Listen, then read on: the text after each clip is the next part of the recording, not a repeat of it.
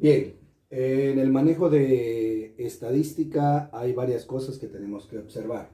La estadística va a reflejar lo que pasa en un tiempo pasado y con esos datos vamos a ver cómo se mantuvo cierta o cierto proyecto o cierta forma que ha sucedido en el manejo de algún proyecto.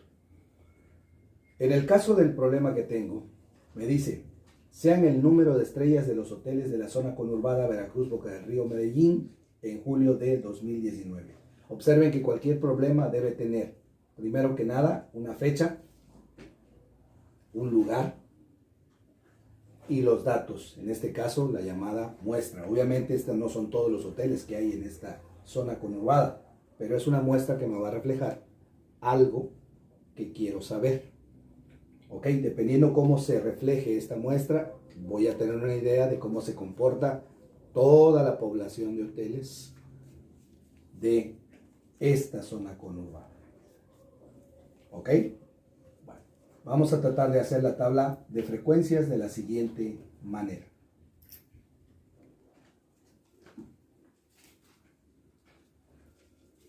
Bien, vamos a checar. De acuerdo a la muestra que teníamos en el ejemplo que les puse, me decía que hay, esta X me indica el número de dato, el número del dato que estoy especificando, la frecuencia es el número de veces que se repite, la frecuencia relativa es la probabilidad de que ocurra y la frecuencia relativa acumulada es la suma de esas probabilidades. Entonces, para el número 1 yo tendría una frecuencia de 3, para el número 2 tendría una frecuencia de 13. Es decir, hay 3 unos en la muestra, hay 13 en la muestra, hay 8 números 3, hay 3 números 4 y 3 número 5.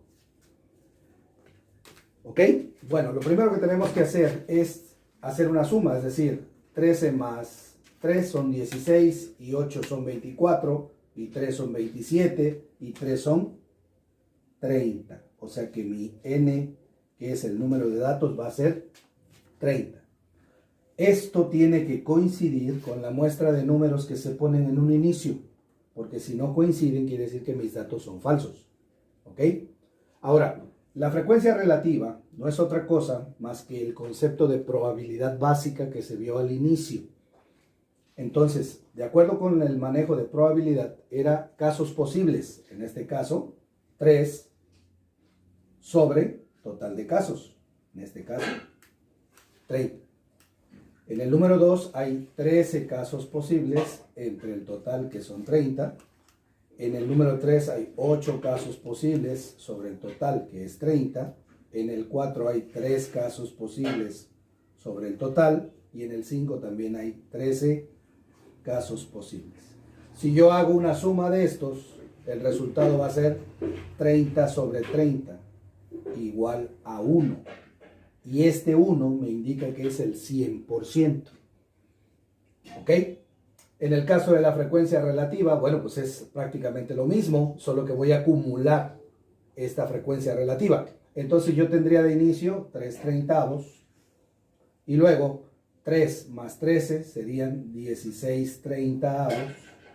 16 más 8 serían 24/30.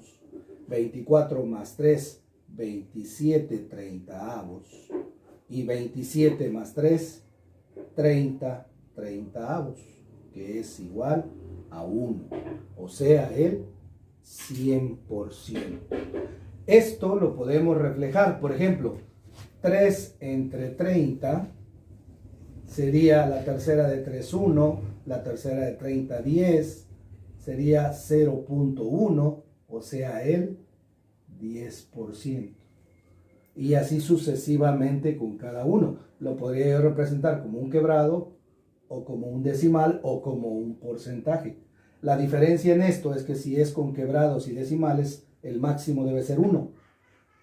Y si lo manejo con porcentajes, el máximo debe ser 100%. Ahora vamos a ver qué pasa. Estos datos en forma de tablas, hay personas que lo entienden muy bien así. Hay personas que necesitan visualizarlo mejor, entonces para eso están las gráficas. ¿Ok? Por ejemplo, aquí observamos que la máxima frecuencia está en el 2. La que le sigue es el 3. Entonces, la máxima concentración va a estar en estos dos. ¿Ok? Bueno, vamos a ver cómo se vería en una gráfica.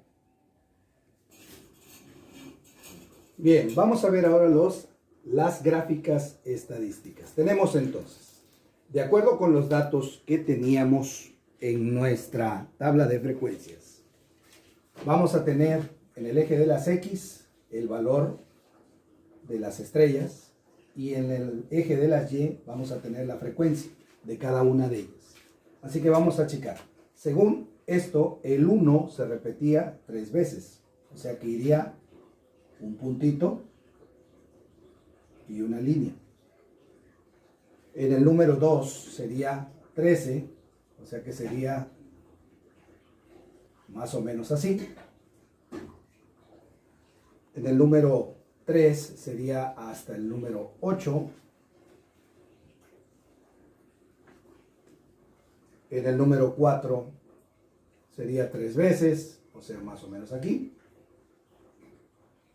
Y el número 5 también tendría 3 veces. Eso como tal es una gráfica de barras. Si ustedes observan en los programas de Excel,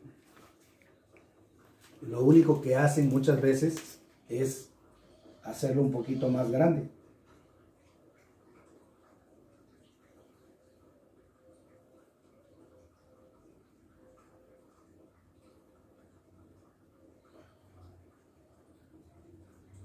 Esa es otra forma también de representar la gráfica de barras.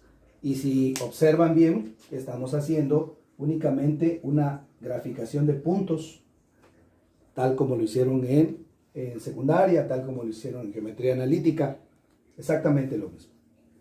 Y acá, en el poligonal, tenemos otra vez, dice, vamos a formar un polígono. Entonces es 1 con 3. 2 con 13, 3 con 8, 4 con 3 y 5 con 3. Lo único que voy a hacer ahora es unirlos. Tendré yo aquí este con este, este con este, este con este y este con este. Esta sería entonces una gráfica poligonal. Y observen bien que la mayor densidad está en 2 y está en 3, está en 2 y está en 3, tal como lo refleja la tabla de frecuencias. Pero acuérdense que en un instante determinado, en algún momento que se trabaje, pues habrá gente que lo entienda por medio de tablas, como fue el ejemplo anterior, o por medio de gráficas, como es este.